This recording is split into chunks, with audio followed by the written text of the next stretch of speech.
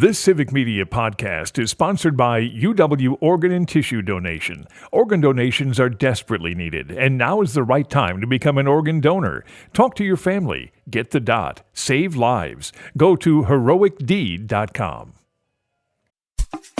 This is your WXCO Daily News Roundup for Bull Falls Radio, 98.9 FM and 1230 AM in Wausau.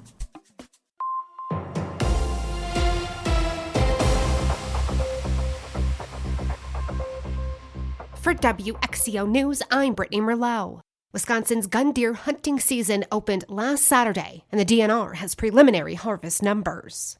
Hunters registered 89,203 deer statewide during opening weekend, which is actually a 1.8% decrease from last year. And this wasn't a surprise to deer program specialist Jeff Pretzel. We are down slightly, which was to be expected given the late start of the opener. We see that in other years when the opening date of the gun season is further removed from the peak of the breeding season, it's further removed from the peak of daytime deer activity as well. So kind of played out over the course of the state.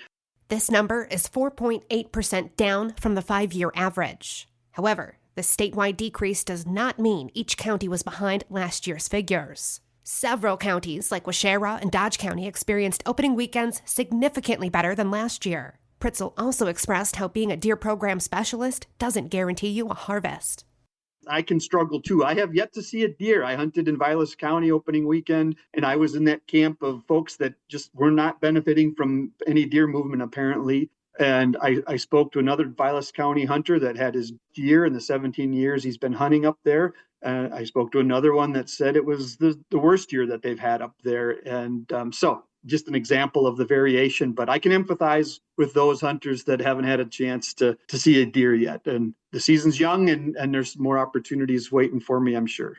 And regardless of the harvest, hunters stayed safe during this opening weekend as there were no firearm-involved hunting accidents reported. Gun deer season ends on December 1st, which means there's still time for hunters to turn this season into a success. Good luck! We all know that Black Friday is for shopping, but now more than ever, small businesses need local support. Lisa Hale tells us why. Saturday, November 30th, is Small Business Saturday. Founded in 2010, Small Business Saturday, the Saturday after Thanksgiving, has quickly become an important part of small businesses' busiest shopping season. In 2023, the reported projected spending in the U.S. from those who shopped at small businesses on Small Business Saturday was around $17 billion. And for service members leaving the military, finding the right job can be a tough transition, which has an impact on their whole family. Normally, troops go through a transition assistance program to help them land on their feet. But the Department of Labor has a new program where they've partnered with companies and businesses who want to hire veterans. It provides one-on-one coaching to military members and their spouses. This program is in the pilot phase right now, but James Rodriguez from the Department of Labor says they want to expand it further. And we're going to look to build that out even more in the future. So we can hope to do the same type of support for every service member in the future, which would be ideal. However, it does take a lot more work and a lot more resources to make sure that this program can be successful in the future. And as of August, the Employment Navigator and Partnership Program has helped more than 18,000 vets and their family members. November is Military Family Appreciation Month. And whooping cough continues to spread here in Wisconsin. We're seeing a spike this year. The state health officials want people to be safe this Thanksgiving, as there have been almost 1,900 cases across Wisconsin. Pertussis starts out feeling like the average cold that can make it tough to know when you have it. Anybody can catch it at any age, and it can be particularly dangerous for babies and people with compromised immune systems. 76 Wisconsin babies have been hospitalized so far. For some, it's a holiday tradition to go out and cut your own tree. For others, they've only seen it in the movies. But did you know that some of Wisconsin forests actually allow this? Lisa Hale has more on how you can get your Christmas tree Griswold style. Wisconsinites who want the experience of trekking through the woods, finding the perfect tree, cutting it down and taking it home can do so from some Wisconsin state forests for just a small fee. The Wisconsin Department of Natural Resources says Wisconsinites can harvest a holiday tree or evergreen boughs from certain state forests such as the Peshtigo State Forest in Marinette County. Permits vary but average at about $5 per tree. Visit the DNR's Forest Products Permit page for information on how to harvest harvest a holiday tree for your home. And this weekend will be a frigid one. Keep in mind that the National Weather Service changed the wording of wind chill advisories. They have been eliminated and will now go by cold weather alerts. For example, wind chill watches will now be called an extreme cold watch, while what was once known as a wind chill warning will now go by extreme cold warnings. Matt Friedline at the National Weather Service says, because what would happen in the structure that we had been in was you could have the winds usher in the cold air in, say, January, and the wind chill headlines are out, but then the winds end, but then some of the coldest temperatures happen in the wake of that, and there'd be no headlines from us in the Weather Service. So even though it would still be dangerous out, cold is the approach here and the simplification. And Rondell Ranch's Christmas Wonderland light display will open after Thanksgiving, with 2 walking tours scheduled for Friday and Saturday from 5 to 9 p.m. Driving tours are on Sunday and Tuesday nights from 5 to 8 p.m. Happy holidays! Wicked had one of the best opening weekends of the year. And as Savannah Tomey Olsen explains, it's a Wisconsin actor's very first film. Wicked shattered box office records. It's now the best opening weekend for a Broadway adaptation ever, earning $114 million here in the U.S., with another $50 million in other countries. And one of its stars is from right here in Wisconsin. Marissa Bodie plays Nessa Rose. If you weren't a theater kid, don't worry, I got you. The whole story is like a prequel to The Wizard of Oz, and we're following Glinda and Elphaba, who later becomes the Wicked Witch of the West. Well, Nessa Rose is her sister. The character uses a wheelchair in the original story, but Bodie is the first actor to take on the role who actually uses a wheelchair herself. She was paralyzed in a car accident as a child. Bodie is from Maisomanie. She's 24, and this is her first movie ever.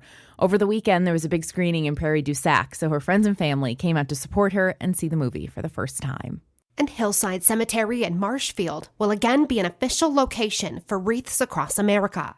Hillside Cemetery will join in the mission to remember, honor, and teach as wreaths are placed on the graves of veterans. This year's ceremony will take place at 10 a.m. on Saturday, December 14th. Everyone is encouraged to attend and help place wreaths on the graves of the vets buried at the cemetery. Last year, they placed over 500. The goal this year is 2,200 wreaths to be placed on the headstones of all local heroes laid to rest. Wreaths Across America is a national nonprofit that works to teach the next generation about the value of freedom. This year, there'll be more than 4,500 participating locations placing vets' wreaths on December 14th with the help of over 3 million volunteers. I'm Brittany Merlot for WXCO.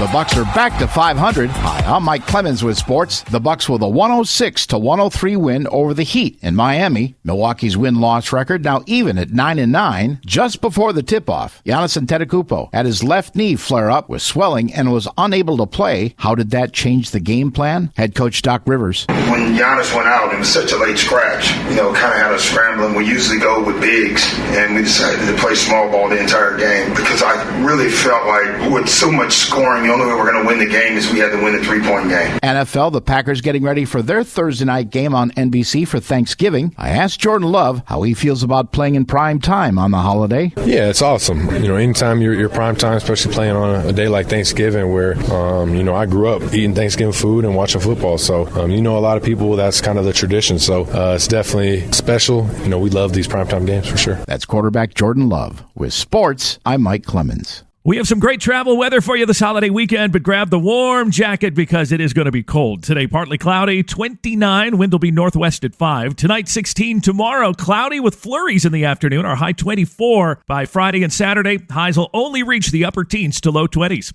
I'm meteorologist Sean Cable. Temperature now at 19. That's your WXCO Daily News Roundup from Civic Media. Subscribe to this podcast on Spotify, Apple, or wherever you find your podcasts. Find more news at bullfallsradio.com. The national news cycle never stops, but it can be hard to find news about your local community. Civic Media is dedicated to providing quality local and state news coverage across Wisconsin. With the Civic Media app, you can get notifications about local stories that matter to you and your community. Find the free Civic Media app in your phone's app store and choose notifications from the menu to tell us what kind of news you want to hear about.